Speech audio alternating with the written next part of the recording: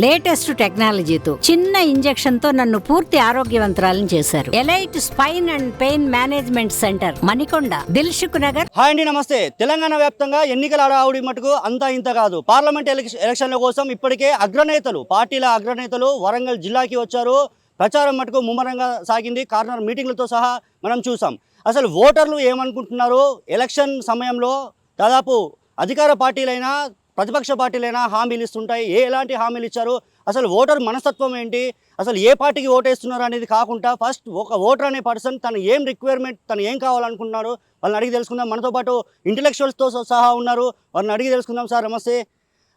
ఏమనుకుంటున్నారు అసలు? అంటే ప్రతి పార్టీ ఎన్నికల సమయం రాగానే ఏదో ఒక హామీ ఇస్తుంటుంది, కానీ అసలు పబ్లిక్ కామన్ పీపుల్ మైండ్లో ఏముంది, వాళ్ళ రిక్వైర్మెంట్ ఏంటి? వాళ్ళు అనుకునే అమలు చేయాలి, పార్టీలు అనుకునే అమలు చేయాలని అందరు కోరుకుంటారు. ఇక కొంచెం టైం కావాలని వాళ్ళు అడుగుతారు. మరి టైం చూసినాక చేద్దాం. నేను ఒక పార్టీని అడగట్లేదు, దాదాపు ఓవరాల్ పార్టీస్ ఎన్నో హామీలు ఇచ్చినాయి. అసలు ప్రజలకి ఆ హామీలు ఎంతవరకు మేలు చేస్తాయి? సరే, ఏ పార్టీ చేసినా కూడా కొన్ని హామీలు మాత్రం మేలు అవుతాయి, కొన్ని కాకపోవచ్చు. అది అంటే ఒక సీనియర్ సిటిజన్ అనుకుంటా, మీరు ఇన్ని సంవత్సరాలు మీరు రాజకీయాలన్నీ అబ్జర్వ్ చేస్తూనే ఉన్నారు. ఎలా అనిపించింది అప్పటి టైంకి ఇప్పటి టైంకి ఎలా అనిపిస్తుంది? సరే, అప్పుడు ఇప్పుడు కొంచెం తేడా ఉన్నది. ఇక మరి అది సార్ ఎవరైనా మాట్లాడతారా మీలో? చెప్పండి సార్, చెప్పండి సార్, మీరు చెప్పండి. ఆ సీనియర్ సిటిజన్స్ దాదాపు ఇక్కడ ఉన్న వాళ్ళంతా అసలు రాజకీయాలు ఇప్పుడున్న రాజకీయాలు ఎలా ఉన్నాయి, అసలు పబ్లిక్ మైండ్ ఏంటి, అసలు ఏమనుకుంటున్నారు, మీకు అసలు ఏం కావాలనుకుంటున్నారు? ఒక రాజకీయ నాయకుడు అంటే మీకు ఎలా సేవ చేయాలనుకుంటున్నారు? నీతి నిజాయితీగా రాజకీయ నాయకుడు ఉండాలి. 5 సంవత్సరాల వరకు కూడా ఆయన తీసేసే వీలు లేదు మన చట్టం లోపల. ఈసారి అవేర్నెస్ బాగా వచ్చింది. అసలు ఎలక్షన్ తరగనే అనిపిస్తలేదు. మొత్తం మీద చాలా చేంజ్ ఉన్నది ఈసారి. అసెంబ్లీ ఎలక్షన్స్కు పోయిన ప్రీవియస్ ఎలక్షన్స్కు ఈసారి మంచి జరగాలని కోరుతున్నాం. సెంట్రల్ లోపల సుస్థిర ప్రభుత్వం రావాలని అందరికీ ఉన్నది, దాదాపు 80%. ఇక్కడ దాదాపు 10 సంవత్సరాలు కొద్దిగా ఇబ్బంది పడ్డారు చాలామంది, మిడిల్ క్లాస్ వాళ్ళు, హై క్లాస్ వాళ్ళు, వీళ్ళు కానీ. అయితే చేంజ్ అయింది, కాంగ్రెస్ గవర్నమెంట్ వచ్చి వారికి కూడా ఒక 10 సంవత్సరాలు ఛాయిస్ ఇవ్వాలని ప్రజలు కోరుకుంటారు. గతంలో దాదాపు ఇటు కేంద్రంలో అటు బీజేపీ ఉంది, ఇటు రాష్ట్రంలో ఇప్పుడు ప్రస్తుతం కాంగ్రెస్ ఉంది. గతంలో కూడా కాంగ్రెస్ పాలించినాడు కేంద్రంలో, రాష్ట్రాలలో. బట్ ఇప్పటికి వేరియేషన్ మళ్ళీ వస్తే ఏం చేస్తారు? ఈ వేరియేషన్ అంటే అది సీఎంలు చేంజ్ గట్రా ఇతరు కావచ్చు, కానీ కొన్నిటిని సరిగమలు అంటే గత ప్రభుత్వం పోయిన అంటే 6 నెలల కింద ప్రభుత్వాన్ని చేంజ్ చేసి పరిపాలించే ప్రయత్నం చేస్తున్నారు. వారికి కూడా ఛాయిస్ ఇవ్వాలి కొద్ది రోజులు. మీకు దాదాపు పాలకులు ఇచ్చే హామీలు ఎంతవరకు మీ వరకు రీచ్ అయినాయి? హామీలు పోయిన కేసీఆర్ ప్రభుత్వం కానీ ఇప్పుడున్న కాంగ్రెస్ ప్రభుత్వం కానీ ఇస్తాను, కానీ ఎవరు కూడా హామీలు సరిగా ఉచిత హామీలు ఇస్తాను, ఎవరు కూడా నెరవేరుస్తలేదు సరిగా. ఎందుకంటే హామీలు ఇచ్చి అధికారంలోకి వస్తున్నారు, తర్వాత హామీలను మర్చిపోతున్నారు. ప్రజలు ఏమవుతుందంటే ఇంతకుముందు కేసీఆర్కి 10 ఏళ్ళు చూసిండ్రు, ఇప్పుడున్న ప్రభుత్వానికి కనుక హామీలు 1 ఇయర్ లోపల కనుక ఇవ్వకపోతే ఈ ప్రభుత్వాన్ని 5 ఏళ్ళు కూడా ఉంచే అవకాశం లేదు. ఎందుకంటే జనాలు మోటివేట్ అవుతున్నారు. తర్వాత దేశంలో సుస్థిర ప్రభుత్వం రావాలంటే అది కంపల్సరీ మోడీతోనే సాధ్యమవుతుంది. ఇప్పుడు మోడీ వేగున్నది, ఎవరు ఏం చేసినా కేంద్రంలో బీజేపీ ప్రభుత్వం రావడం జరుగుతుంది. నేను జనరల్ సెక్రటరీ సీనియర్ సిటిజన్ నేను ఇక్కడ. ఓకే, ఇప్పుడు ఒక సీనియర్ సిటిజన్ అంటున్నారు మీరు. అంటే రాజకీయాలు రోజు రోజుకి బండ బూతులు తిట్టుకునే పరిస్థితికి వచ్చినాయి. ఒకప్పుడు అలాంటి సిచ్యువేషన్ లేదు, ఇప్పుడైతే బండ బూతులు తిట్టుకుంటున్నారు. అసలు పబ్లిక్ ఏం మెసేజ్ ఇస్తున్నారు పొలిటికల్ లీడర్స్? ఇప్పుడు రాజకీయ నాయకులు ఏంటంటే వాళ్ళకు ఒక నీతి నియమం లేదు, ఏ పార్టీకైనా, అధికార పార్టీ కానీ ప్రతిపక్ష పార్టీ కానీ ఎవరైనా. ఎందుకంటే ఓట్ల కోసం వాళ్ళు ఇష్టం వచ్చినట్టు మాట్లాడుతున్నారు. చిల్లర వ్యాపారులాగా, చిల్లర బిజినెస్ వాళ్ళలాగా వాళ్ళు మాట్లాడుతున్నారు. అది కరెక్ట్ కాదు. ఏ పార్టీ అయినా ఒక పద్ధతి ప్రకారం తెలంగాణలో అట్లా లేదు ఇంకా. ఎందుకంటే ఇంకా కుల ఫీలింగ్ కూడా లేదు ఇక్కడ ఇంతవరకు. ఇప్పుడు తీసుకొస్తున్నారు. ఇంతకుముందు మతం కులం అనేది లేదు, ఇప్పుడు వస్తుంది. ఏ పార్టీ అయినా కానీ మనకు సుస్థిర ప్రభుత్వం కావాలి కేంద్రంలో. రైట్ సార్, మీరు చెప్పండి. ఇప్పుడు దాదాపు రేపు ఓటు అయిపోతున్నారు, దాదాపు సమయం కూడా చాలా తక్కువ సమయం ఉంది. ఆల్మోస్ట్ ఈరోజు సాయంత్రం ఎన్నికల ప్రచారం కూడా క్లోజ్ అవుతుంది. ఏం చెప్తారు సార్? ఏమన్నా సరిగా అంతా మామూలుగా వాళ్ళు చెప్పేది వాళ్ళు చెప్తాండ్రు. ఇక మేము చేసేది మేము చేస్తాం. కాకపోతే ఏంటంటే ఇక అంతా సుస్థిర ప్రభుత్వం రావాలి, ఈ తిట్ల పురాణాలు బంద్ చేసుకోవాలి, నీట్గా మాట్లాడాలి, నీట్గా రాజకీయం చేసుకోవాలి, నీట్గా పరిపాలన చేయాలి. అంతే తప్ప ఈ చిల్లర మాటలు, చిల్లర తిట్టుకునుడు ఇవన్నీ ఏం లేకుండా మంచి ప్రభుత్వం వచ్చి మంచిగా చేసుకుంటే బాగుంటుందని మా ఆలోచన. కమింగ్ సూన్ దాదాపు 48 అవర్స్లో మీరు ఓటు అయిపోతున్నారు. ఈ రాజకీయ నాయకులకి మీ ఓటుతో ఏం చెప్పబోతున్నారు? ఇక మా ఓటుతోటి చెప్పేది ఏముంది అని అంటే ఇక కామన్గా ఇక అంతా మంచి జరగాలని మంచి చేయాలనే ఆలోచనతోటి వేస్తున్నాం. సార్ మీరు చెప్పండి సార్, ఉచిత పథకాలు పబ్లిక్కి ఎంతవరకు మేలు చేస్తాయి? ఉచిత పథకాలు అవన్నీ వేస్ట్ అండి. సమయానికి వాళ్ళకు ఏదో ఈ ఎలక్షన్ టైం కాబట్టి చెప్తున్నారు. ఒక రకంగా చెప్పాలంటే రాజకీయ నాయకుల కన్నా వ్యభిచారులే. అదే నేను చెప్పాలి. ఒకటే వాడు ఫైనల్ వాడు మీరు చాలా బ్రీఫ్గా చెప్పారు. బస్ అంతే, వాళ్ళకన్నా వ్యభిచారులే. అంటే ఇప్పుడు 2024లో ఉన్న పొలిటికల్ లీడర్స్ అంటే మీరు అనే మాట అదే, రైట్ సార్? మీరు చెప్పండి సార్, ఇప్పుడు ఎలక్షన్స్ దాదాపు పార్లమెంట్లో పరిధిలో, వరంగల్ పార్లమెంట్ పరిధిలో దాదాపు ప్రతి ఒక్కరిని చూసారు. ఢిల్లీ నుంచి వచ్చారు, గల్లీ నుంచి కూడా నేతలు రోడెక్కారు. దాదాపు పబ్లిక్కి ఏ రోజు కనబడని నేతలు మొత్తం ప్రచారంలో హోరాహోరీ ప్రచారాలు అయితే జరిగినాయి. ఇలాంటి సమయంలో మీరు ఏం చెప్తారు? పబ్లిక్కి వాళ్ళకి ఏం చెప్పాలనుకుంటున్నారు అసలు రాజకీయ నాయకులు? పబ్లిక్కి వాళ్ళు మేలు చేసే ఛాన్స్ ఉందా అసలు? పబ్లిక్ వాళ్ళు బెయిల్ చేసేది ఏం లేదు సార్. పబ్లిక్ ఏంది అంటే వాళ్ళు ఏ ఎలక్షన్లు వచ్చినా కనబడతారు, ఇక తర్వాత అయితే ఎవరు కనబడరు. విన్నారా? ఎందుకంటే ఈ ఉచిత హామీలు అవి ఇవి అని ఏదో చెప్తా అంటారు, కానీ ఇవన్నీ అవి వేస్టే. కులం మతము అని ఆఖరికి కులాలకు వాడికి కూడా యుద్ధాలు వేసేటట్టు ఉన్నది ఈ రాజకీయ నాయకులు చేయంగానే. ఇప్పుడు ఇంటిగ్రిటీ యూనిటీ అనేది లేదు వీళ్ళది.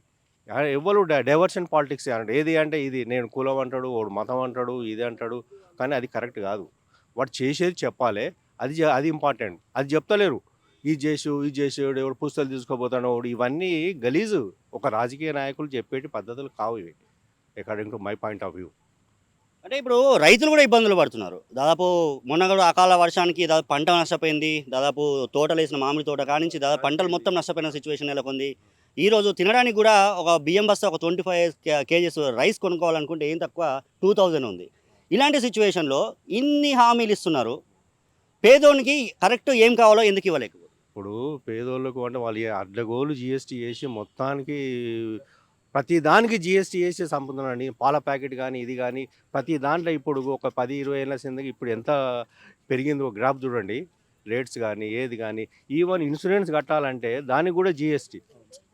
ఇప్పుడు ఇవాళ ఏంది అంటే ఇదన్నీ ఇదివరకు దేశం నడిచింది, బాగానే నడిచింది. అవి 5% వ్యాట్ తోటి నడిచింది, కానీ అప్పుడు ఏమి ఇబ్బందులు కాలే. ఇప్పుడే ఇబ్బందులు తయారైపోయినాయి. ఈ కొత్త చేసి కొత్త ఈ ఫ్రీలు ఇచ్చి అవి ఇచ్చి దేశంలో అయినారా? మరి రాజకీయ నాయకులు దాదాపు ఓటు కోసం మీ ఇంటి వరకు కూడా వచ్చి ఉంటారు. అడిగారా? మీ మనసులో ఉన్న మాట చెప్పారా? మా చెప్పుడు అంటే మేము ఓటు తేటని చెప్తాం. వాళ్ళకు పర్సనల్గా మనం చెప్పరాదు కదా, ముఖం పట్టుకొని మనం అనరాదు కదా. మీకు మా వాట్సాప్ 5 yearsకి ఒకటేసారి ఛాన్స్ మీకు వచ్చేది, అంతే ఒకటేసారి ఛాన్స్ వస్తుంది. ఏదో మాకు నచ్చిందప్పుడు వేయాల్సిందే, అంతేగాని వేరే ఏం లేదు వాళ్ళు. విన్నారా? ఇప్పుడు ఈ పార్టీ అయినా అంతే, ఆ పార్టీ అయినా అంతే, ఇండిపెండెంట్ అయినా అంతే, ఏదైనా అంతే. అవునా కదా? నేను ఇప్పుడు ఏది అయినా చూసినా గట్లే ఉన్నది పరిస్థితి. ఇప్పుడు నాయకులు ఏంది అంటే వాళ్ళు చేసేది చెప్పాలి, అంతేగాని వాళ్ళని విమర్శించద్దు. నా పాయింట్ ఆఫ్ వ్యూ ఇవన్నీ వేస్ట్. పర్సనల్ అటాక్ చేయొద్దు. ప్రతి విమర్శలు అయితే వద్దు అంటారు. అవునా కదా? పబ్లిక్ ఒక గుడ్ మెసేజ్ ఇవ్వాలి తప్ప చెప్పాలి. ఆ పబ్లిక్ డిసిషన్ తీసుకుంటే వాళ్ళు ఇస్తారా లేదా, ఓటు ఎత్తారా లేదా, దట్స్ ఎ డిఫరెంట్ క్వశ్చన్. అంతే కదా? సార్ నమస్తే అండి, ఏం చెప్తారు సార్? నమస్తే సార్. నమస్తే, చెప్పండి. ఎలక్షన్స్ గురించి ఇప్పుడు ఏం చెప్తారు? ఈ రాజకీయ నాయకులు ఇచ్చిన హామీలు ఎంతవరకు కరెక్ట్? రేపు ఎలక్షన్స్ ఎలా ఉండబోతున్నాయి? ఒకటి సార్, స్వతంత్రం వచ్చి 77 సంవత్సరాలు అవుతుంది, అంతే కదా? ఈ 77 సంవత్సరాల్లో గత ప్రభుత్వాలు అంటే 1955 కానీ చూసుకున్నట్లయితే ఏమేం చేసినారు అవన్నీ మన ప్రజలకు యావత్ భారతదేశం అందరూ తెలుసు. కానీ ఇప్పుడు ఉచిత పథకాలు ఏవైతే మీరు అన్నారో, ఉచిత పథకాలు అన్నది యావత్ భారతదేశంలో విద్య వైద్య ఈ రెండే యావత్ భారతదేశ ప్రజలకు అందించాలి. ఈ మిగతా ఈ పథకాలు ఏవైతే ఉన్నాయో, సరే మిగతా పథకాలు అంటే చాలా అట్టడుగు వర్గాలకు వాళ్ళని పరిశీలన చేసి ఆ పథకాలను పేదలకు నిజంగా వారు అన్నం తినడానికి కూడా తిండి లేదు అనే వాళ్ళకు ఫలాలను అందించాలి తప్ప ఈ అయినోళ్ళకు కానోళ్ళకు 300 ఎకరాల ఉన్నోళ్ళకు అన్నీ అవి చేయకూడదు. వైద్య విద్య ఈ రెండే ఉండాలి భారతదేశంలో. మీరు ఒక మాట అన్నారు, 77 సంవత్సరాల స్వతంత్ర భారతదేశంలో ఇప్పటివరకు పేదోళ్ళకి ఏం కావాలి అంటే ఉచిత విద్య, ఉచిత వైద్యం అని చెప్పేసి మీరు అంటున్నారు. ఇది ప్రతి ఒక్క రాజకీయ నాయకునికి తెలుసు, ఎందుకు ఇంప్లిమెంట్ చేయలేకపోతున్నారు? అది ఓట్ల కోసమే అది. ఎందుకంటే ఇప్పుడు కొన్ని నరేంద్ర మోడీ గారు కూడా చాలా ఇప్పుడు ఒక ఎంపీగా సపోజ్ నేను ఎంపీగా ఫర్ ఎగ్జాంపుల్ నిలబడుతున్నా సార్. నరేంద్ర మోడీ కూడా మళ్ళీ తర్వాత చెప్తాను. నా క్యారెక్టర్ ఏంది, నా క్యాలిబర్ ఏంది, నా కండక్ట్ ఏంది, నా క్యారెక్టర్ ఏంది, నేను ఒక ఇండివిజువల్గా ఎలాంటి వ్యక్తిని, నీ సమాజంలో ఇండివిజువల్ ఎలాంటి వ్యక్తిని, నా క్యాలిబర్ ఏంది, ఇవన్నీ ఓటర్స్ ఆలోచన పరిశీలన చేసి ఆ ఓటేయాలి తప్ప అయినోని కానోనికి గెలిపిస్తే ఇదే ఈ యొక్క భారతదేశంలో ప్రాబ్లం ఏర్పడుతుంది. అయినోని కానోనికి ఎంపీగా ఉన్న వాళ్ళకు ఓటేయకూడదు. ఒక క్యారెక్టర్ క్యాలిబర్, ఆ ఎంపీకి ఉన్నటువంటి అర్హతలు, మంచి ఈయన ఒక ప్రజాసేవకు ఒక అంకితం అవుతాడా అని ఈ రకంగా చూసి ఓటేయాలి తప్ప ఈ అయినోళ్ళ కానో ఓటేయడం కూడా అది పద్ధతి కాదు. ఇక నరేంద్ర మోడీ గారి విషయాన్ని చూసుకుంటే చాలా అంటే యావత్ భారతదేశం కూడా కోరుకుంటుంది. ఇంతకుముందు కొందరు మిత్రులు చెప్పిండు. ఎందుకంటే 370 ఆర్టికల్ కూడా అది ఎంత గ్రేట్ అండి. 77 ఏళ్ళ కానీ ఏమైనా చేసిన లాంటి అది. ఆ 370 ఆర్టికల్ చాలా గ్రేట్ అది. ఇప్పుడు జమ్మూ కాశ్మీర్ ప్రజలు స్వేచ్ఛ వాళ్ళు గాలి పీల్చుకుంటా అంటే స్వతంత్ర ప్రతిపత్తి ఏర్పడుతుంది. అంతకుముందు చెరొక మన భారతదేశం ఒక జెండా వాళ్ళ ఒక జెండా ఉన్నది కదా. ఇప్పుడు ఇది ఒక కరెక్ట్ ఆర్టికల్ చేయడం, 370 ఆర్టికల్ చేయడం అదొకటి. ఇది ఇంకోటి రెండో, ఇది ముస్లిమ్స్ ట్రిపుల్ తలాక్, అది కూడా ముస్లింలకు చాలా మేలైంది. అది కూడా ముస్లిం మహిళలు సోదరుమణులకు వాళ్ళు చాలామందికి వాళ్ళు కూడా కోరుకుంటారు ఏది మోడీ గారిని గెలిపించాలండి. నేను 100% లేను ముస్లిమ్స్, వాళ్ళు కూడా 20-30% ముస్లింలు అదే మాకు బాగా చేసిన వాళ్ళు కూడా కోరుకుంటారు. కానీ ఇక్కడ ఒక వ్యక్తిత్వాన్ని ఆలోచించాలి. ఇప్పుడు నరేంద్ర మోడీ గారి వారసత్వం లేదు. ఏది అన్నదమ్ములు, బిడ్డ, కొడుకులు మళ్ళీ అట్లా లేదు కదా. చూస్తాను 10 ఏళ్ళ నుంచి. మళ్ళీ ఇప్పుడు యావత్ భారతదేశం మళ్ళీ మోడీ గారు కోరుకుంటారు. కానీ వారసత్వ రాజకీయాల గురించి మీరు ఒక వాడని మాట్లాడితే నేను ఒక క్వశ్చన్ వేస్తానండి మీకు. అంటే ఎంతసేపు కొడుకు లేదంటే తండ్రి లేదంటే బిడ్డ, కోడలు, అల్లుడు, ఇలాగే మనమల్లు మునిమనమల్లు కూడా వచ్చే పరిస్థితి ఉంది ఇప్పుడు చూడబోతుంటే. ఎందుకు వాళ్ళ వెనకాల తిరిగి ఒక కార్యకర్తని ఎందుకు లిఫ్ట్ చేయలేకపోతున్నారు, తనకి ఒక ఎంకరేజ్మెంట్ ఎందుకు ఇవ్వలేకపోతున్నారు? ఇప్పుడు ఒక పెద్ద ముఖ్యమంత్రి స్థాయిలో వాళ్ళు వాళ్ళ కొడుకును బిడ్డలను MLC, MLA, Rajya Sabha member, MLC, MLA ఇచ్చినట్లయితే నేను ఇస్తానన్నప్పుడు ఒక ఎమ్మెల్యే మాట్లాడతారా? నేను పేరు చెప్పా, ఏ ముఖ్యమంత్రికైనా అవును నా కొడుకు నేను ఇప్పుడు ఎమ్మెల్సీకి దలుచుకున్నా, మళ్ళీ ఎమ్మెల్యేగా అల్లు పెట్టదలుచుకున్నా అన్నప్పుడు ఎమ్మెల్యేలు ఎందుకు నీ వారసత్వాన్ని చెప్పే ధైర్యం వరకు లేదు. కాబట్టి అక్కడ correct character. For example Narendra Modi గారు ఆయన వాళ్ళ మదర్ 2 years కింద చనిపోయాడు, అట్లా వచ్చిండు అట్లా పోయాడు. ఎంత సింపుల్గా మీ ఓటుతో ఏం చెప్పబోతున్నారు? రేపు మీరు వేసే ఓటుతో రాజకీయ నాయకులకి ఏం చెప్పబోతున్నారు? ఇప్పుడు చెప్పానండి, క్యాలిబర్, కండక్ట్, క్యారెక్టర్ చూసి ఓటేయండి. నేను ప్రజలకు సోదరులకు నేను చెప్పేదంటే ఆ క్యాండిడేట్ ఏ పార్టీకైనా వేసినా కానీ క్యాండిడేట్ చూడండి, మంచి క్యారెక్టర్, మంచి క్యాలిబర్ ఉండాలి, మంచి అవగాహన ఉండాలి. ఈయన ప్రజలకు ఈయన సేవ చేస్తాడు, అంకితభావం చేస్తాడు అని ఆలోచన రావాలి. కానీ రాజకీయాల వాళ్ళు కూడా ఇక్కడ నుండి అయినా వాళ్ళు మారాలి. ఏదో పైలు ఖర్చు పెట్టి మళ్ళీ గెలిచి మళ్ళీ ఇద్దరు పాత పద్ధతులు పోతే మాత్రం ప్రజలు క్షమించరు. దాన్ని మళ్ళీ మళ్ళీ ఇప్పుడు గతంలో కూడా ప్రజలు చెప్పిండ్రు, మళ్ళీ దాని యొక్క ఫలితం వచ్చింది. గతంలో తిరుగుబాటు అయితే ఖచ్చితంగా ఉంటుంది, ఓటర్ తిరుగుబాటు అయితే ఖచ్చితంగా ఉంటుంది. ఇక చేయకుండా ఓటర్ తిరుగు గ్యారెంటీ ఉంటుంది. అది రైట్. మరికొంతమందిని మాట్లాడించే ప్రయత్నం చేద్దాం. దాదాపు మార్నింగ్ వాక్ చేస్తున్నారు. సార్ నమస్తే అండి. రేపు ఓటు అయిపోతున్నారు మరో 48 గంటల్లో. ఏం చెప్పబోతున్నారు ప్రజాప్రతినిధులు? కాంగ్రెస్ కోటేస్తాం అనుకుంటాను సార్ మేము. ఓకే, మీరు ఏ పార్టీకి ఓటు వేసినా ప్రజాప్రతినిధులకి ఏం చెప్పబోతున్నారు? ప్రజాప్రతినిధులు చెప్పేదే ఉన్నది సార్. కాంగ్రెస్ ఇప్పుడు 10 సంవత్సరాలు బీజేపీ ఉంది. 10 సంవత్సరాలు ఆయన అనుభవించాడు కాబట్టి ఈయన యువకుడు, మన నాయకుడు, ఈయన ఒక ఛాన్స్ ఇస్తే బాగా చేస్తారని ఆలోచనతో కాంగ్రెస్కి ఇద్దామని అనుకుంటున్నాను. అంటే ఇప్పుడు బీజేపీ ఏం చేయలేదంటారా 10 years? ఏం చేయలేదు, అంతే కదా సార్. ఏం చేయలేదనే కదా కాంగ్రెస్ కోటేద్దాం అనుకునేది. Okay right. మరికొంతమందిని మాట్లాడదాం. సార్ ఫైనల్గా మనం చూస్తున్నాం, దాదాపు ఒక్కొక్కరు ఒక అభిప్రాయం అయితే చెప్తున్నారు. సీనియర్ సిటిజన్స్ వాళ్ళ వాయిస్ అయితే వాళ్ళు వినిపిస్తున్నారు. ఎందుకంటే గతంలో ఉన్న రాజకీయాల కంటే ఇప్పుడు రాజకీయాలు మొత్తం బండబూతులు తిట్టుకునే స్థాయికి వచ్చినాయి అంటున్నారు. సార్ నమస్తే అండి.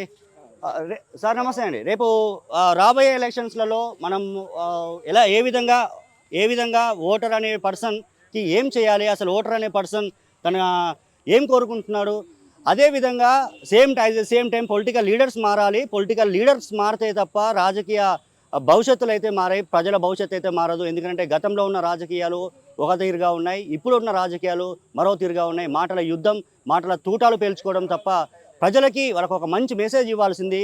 వీళ్ళైతే ఇలా తిట్టుకుంటున్నారని చెప్పేసి దాదాపు మన వాకర్స్ కూడా చెప్తున్న సిచ్యువేషన్ నెలకొంది. మరికొంతమందిని అడిగి తెలుసుకుందాం. ఏ విధంగా సార్ నమస్తే అండి, ఏ విధంగా చూడొచ్చు అంటే రేపు 48 గంటల్లో మీరు ఓటు హక్కు వినియోగించుకోబోతున్నారు. ఏం చెప్తారు ఈ రాజకీయ నాయకులకు, ఏం చెప్తారు ఒక ఓటర్గా మీరు మీ అభిప్రాయం ఏంటి? మాకు మా పార్క్ అభివృద్ధి చేసిన వాళ్ళకే ఓటేయాలని డిసైడ్ చేసాం. మాకు పార్క్ ముఖ్యం. భారతదేశాన్ని రక్షించడానికి 150 కోట్ల మంది ఉన్నారు.